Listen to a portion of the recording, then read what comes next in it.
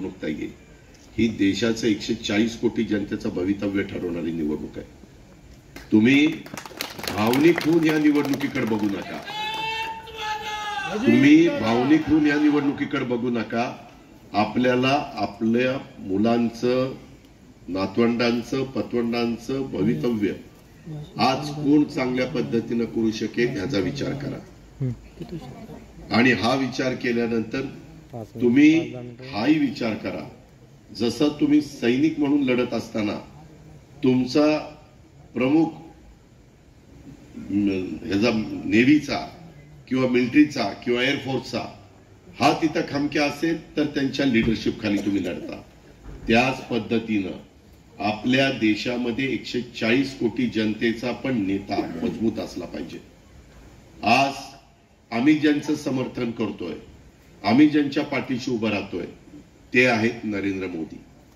ते तुम्ही पहा, जागतिक पातळीवर आज सर्वात लोकप्रिय नेता म्हणून त्यांच्याकडे बघितलं जातं. आज परदेशामध्ये देखील त्यांनी भारताचा नावलौकिक वाढवण्याचं काम केलंय. देशाची अर्थव्यवस्था 3ऱ्या क्रमांकावर नेण्याचा त्यांचा प्रयत्न आहे, आता 5व्या क्रमांकावर आहे.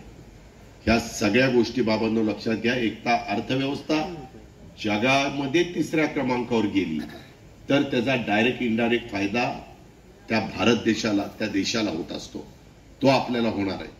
आणि म्हणून आज आम्ही काय म्हणतो की नरेंद्र मोदी साहेबांना पंतप्रधान 3ऱ्यांदा करायचं. आमचे विरोधक त्यांनी नाव सांगावं कुणाला पंतप्रधान करायचं. त्यांच्यात एक तरी जण पंतप्रधान पदाच्या संदर्भामध्ये 18 पगड जाती, 12 बलुतेदारांना एकत्र हा देश अनेक नाना रंगाचा, नाना जातीचा, नाना धर्माचा आहे आणि सगळेजण राहत आहेत.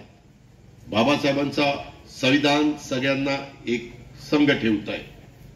बाबासाहेबांची घटना सगळ्यांना न्याय देते. काही जण आरोप करतात हे घटना बदलणार, हे संविधान बदलणार, हे निवडणुकाच घेणार नाही. दादांत खोट आहे. आज विरोधकांना मुद्दा नाही.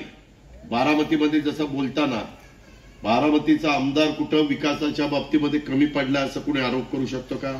एकही करू शकत नाही. तशा पद्धतीनं मला आता बारामती बरोबर, बारामतीला तर अधिक द्यायचंच, परंतु त्याच्याचबरोबर इंदापूरला, दौंडला, पुरंदरला, खडकवासल्याला, बोरवेला, मुळशीला, हवेलीचा जो भाग माझ्या पुरंदरमध्ये येतो त्यांनाही मला त्या ठिकाणी द्यायचंय. आणि ही देण्याची धमक आणि ताकद निश्चितपणे ह्या अजित पवारांच्या मध्ये आहे.